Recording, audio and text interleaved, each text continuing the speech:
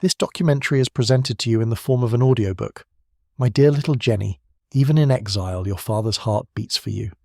These tender words were written by Karl Marx, not the fierce revolutionary history remembers, but a loving father writing to his daughter in 1869. It's just one intimate moment found in thousands of private papers that survived decades of exile, police raids, and family protection. Among these hidden documents, we discover another revelation.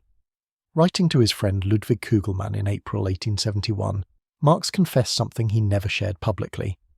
In the final analysis, all every revolution has ever done is to carry out exactly what it could carry out under the given circumstances. Here was Marx, the private thinker, expressing doubts that would never appear in his published works. These personal writings, from family letters to midnight scribblings in book margins, show us the man behind the movement, a father, a husband, and a restless thinker whose private struggles and personal reflections would shape ideas that changed the world. For 3 decades, from 1841 to 1871, Marx filled thousands of pages with his private thoughts. These weren't his published works that would shake the foundations of political thought. They were personal letters written at midnight, notebook margins crowded with questions, and intimate diaries chronicling daily struggles. Each page reveals the evolution of both his ideas and his life. From the dusty archives of Amsterdam's International Institute of Social History to Moscow's State Archive, these documents tell a remarkable story. His exchanges with Friedrich Engels span over 1,500 letters. Personal notebooks contain everything from complex mathematical formulas to household accounts. And in the margins of his books, we find his silent conversations with great thinkers of the past. Yet these weren't merely academic exercises. Within these pages, we find Marx wrestling with exile in London, celebrating his children's achievements, and confiding his deepest fears to his wife Jenny. It is through these intimate writings that we begin our journey into the private world of Karl Marx. Let us begin with Marx's most revealing correspondence, the letters that expose his daily struggles and private thoughts. On January 7, 1851, Marx wrote desperately to his closest friend and collaborator, Friedrich Engels. Dear Engels, I am at my wit's end. The landlord has served notice, the butcher refuses further credit, and my wife speaks of taking the children to a public shelter. This letter, written from his cold London flat, reveals the harsh reality behind his theoretical work on capital and class struggle. The correspondence with Engels would continue for decades, documenting not just their intellectual partnership, but a profound friendship. You know that everything I write is first submitted to your judgment, Marx confessed in an 1858 letter, and no one's approval means more to me than yours. These exchanges would ultimately fill 7 volumes, covering everything from family matters to revolutionary strategy. His letters to his wife Jenny reveal an entirely different Marx. Writing to her in June 1856, we see both his devotion and his despair. My darling, your love is the only light that never dims, even in these darkest hours. Jenny, his partner in both life and struggle, kept every letter, creating an intimate record of their shared hardships and triumphs. During the Paris Commune of 1871, Marx's correspondence with Ludwig Kugelmann reveals his evolving thoughts on revolutionary action. The working class cannot simply lay hold of the ready-made state machinery, he wrote on April 12, 1871, revealing insights that would later appear in his published works. These letters show us how his private reflections shaped his public theories. His family correspondence presents yet another dimension. Writing to his daughter Laura in 1868, he playfully signed off as Old Nick, his family nickname. To his daughter Jenny, he wrote elaborate fairy tales, while his letters to Eleanor were filled with literary discussions and political education. Each child received not just a father's love, but an intellectual mentor's guidance. Marx's political network stretched across Europe, evidenced in his extensive correspondence with revolutionary leaders. Writing to Wilhelm Liebknecht in 1867, he discussed the growing workers' movement in Germany. To Russian revolutionaries like Vera Zasulich, he explored the possibility of different paths to social transformation. These letters reveal Marx as a strategic thinker, carefully considering the unique conditions of each country and movement. Perhaps most poignant are the later letters to Engels, where personal and political concerns intertwine. My illness prevents work on capital, he wrote in 1874, but worse still is Jenny's declining health. These intimate confessions show us Marx not as the confident theorist, but as a man grappling with mortality and unfinished work. The London Notebooks, written between 1850 and 1853, reveal Marx at his most candid. These 24 notebooks, filled with his distinctive cramped handwriting, show us a mind in constant motion. The present work can be understood only through a mastery of differential calculus, he wrote in September 1850, marking the beginning of his obsessive study of mathematics. Page after page shows his determination to understand the precise mechanics of capitalism through numbers. By 1878, this mathematical obsession would produce over 1,000 pages of manuscripts.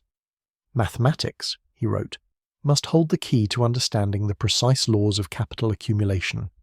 In these pages we find complex differential equations alongside economic calculations, revealing a thinker striving for scientific precision in his economic theories. His daughter Eleanor would later recall finding him at his desk at dawn, still working on these mathematical problems. His personal financial records tell a more intimate story. One notebook from 1852 lists carefully calculated debts. Rent owing, £3, 12 shillings. Borrowed from Engels, £4.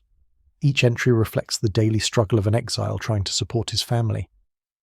Next to these figures we often find small sketches, his children's faces, random doodles, humanizing touches in otherwise stern pages of calculations. The notebooks also contain countless unfinished ideas and abandoned projects. In 1855 he outlined a comprehensive critique of German philosophy that would never be completed. The interpretation of consciousness must be grounded in material conditions, he wrote, before the page trails off into hurried notes about his children's illnesses. These fragments show us how personal crises often interrupted his theoretical work. His reflections on contemporary events are particularly revealing. During the Crimean War, he filled dozens of pages with military analyses and strategic observations. The Russian campaign reveals the hollow nature of European diplomacy, he noted in 1854, connecting military events to his broader critique of capitalist society. These private assessments would often find their way into his articles for the New York Tribune, though in more polished form. Later notebooks show Marx grappling with scientific discoveries of his time. Darwin's theory of evolution captivated him, filling pages with reflections on natural selection and its possible social implications. Nature's laws confirm the materialist conception, he wrote excitedly in 1860, drawing parallels between biological and social evolution. One of the most touching aspects of these notebooks is how personal and theoretical concerns intermingle. Between complex economic calculations, we find shopping lists for Jenny's medicine, notes about his children's education, and occasional outbursts of frustration about his chronic illnesses. Carbuncles make theoretical work impossible, he complained in 1863, revealing how physical suffering impeded his intellectual pursuits.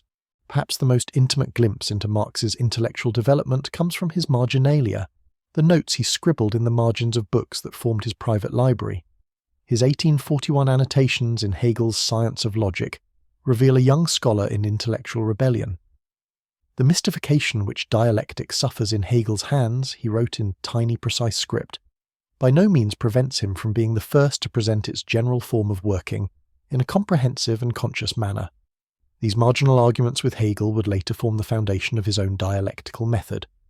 As a voracious reader, Marx's annotations often exceeded the original texts. His copy of David Ricardo's Principles of Political Economy became so crowded with notes that he had to paste in additional pages. Ricardo comes close to the truth, he wrote in 1850, but fails to see how surplus value emerges from the production process itself. These critical engagements would later evolve into the economic theories of capital. Marx's encounter with Darwin's Origin of Species in 1860 marked another crucial moment. His marginalia reveals both excitement and critical analysis. Here at last, he wrote, is the natural scientific basis for historical materialism. Yet alongside his enthusiasm, we find careful critique. Darwin projects English competition too simply onto nature. These notes show Marx constantly testing new ideas against his developing worldview. The Ethnological notebooks from 1880 to 1882, among his final writings, reveal an expanding intellectual horizon. Studying indigenous societies and pre-capitalist cultures, Marx filled notebook after notebook with observations. Morgan's research on the Iroquois, he noted, suggests forms of social organization beyond our current conception. These late studies show Marx questioning his earlier, more Europe-centered views of historical development. His economic study notes span decades, filling over 50 notebooks. In 1857, analyzing a financial crisis, he wrote, "The contradiction between social production and individual appropriation reaches its breaking point. These technical observations interweave with contemporary events, market crashes, bank failures, workers' strikes, showing how Marx connected theoretical analysis with real-world developments. Personal reactions to political events fill these margins too. During the American Civil War, his notes on newspaper reports revealed deep engagement. Lincoln's hesitation on slavery reveals the limits of bourgeois democracy," he wrote in 1862. The Paris Commune of 1871 prompted especially passionate marginalia. At last the workers take power into their own hands. These spontaneous reactions often contrast with his more measured public statements. Some of the most revealing notes come from his final years. Reading Russian economic texts in 1881, his marginalia shows him questioning earlier certainties. Perhaps Russia need not follow the Western path of development. We see an aging thinker still willing to revise his views, still engaging critically with new ideas. Next to these theoretical reflections, we find personal notes, complaints about illness, memories of Jenny, concerns about his daughter's future, creating a profound portrait of Marx's final intellectual and personal struggles.